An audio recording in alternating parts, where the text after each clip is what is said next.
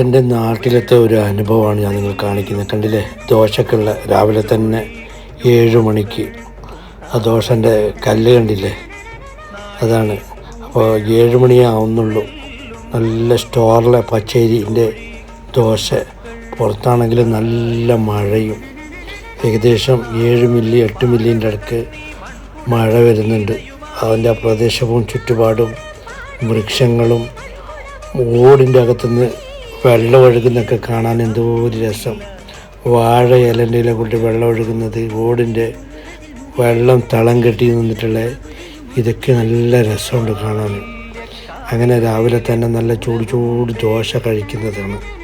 ശരിക്കും നല്ല കോമ്പിനേഷനാണ്. മീൻ കറിയും ദോശയും നല്ല സുലൈമാനി ചായയും.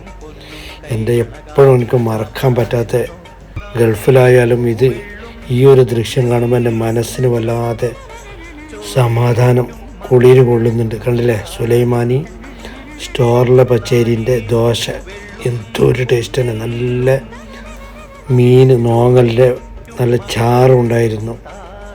എന്തോ ഒരു രസം. ഏകദേശം ഞാൻ ഏർലി മോർണിംഗിൽ 7-7:30 ആകുമ്പോഴേക്കും ബ്രേക്ക്ഫാസ്റ്റൊക്കെ കഴിക്കും.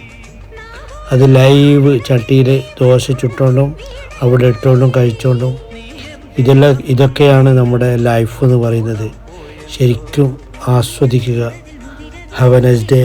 Good bye. മഴ കണ്ടോളൂ. ഞങ്ങൾ ഡൈനിങ് ബ്രേക്ക്ഫാസ്റ്റൊക്കെ കഴിക്കുന്ന ഈ ഡൈനിങ് ഹാളിൽ വെച്ചിട്ടാണ്. ഇവിടെ നിന്ന് ലൈവ് മഴ കണ്ടുകൊണ്ട് ബ്രേക്ക്ഫാസ്റ്റ് കഴിക്കാൻ എന്തോ ഒരു ഭംഗി. Wow, excellent, what a great job.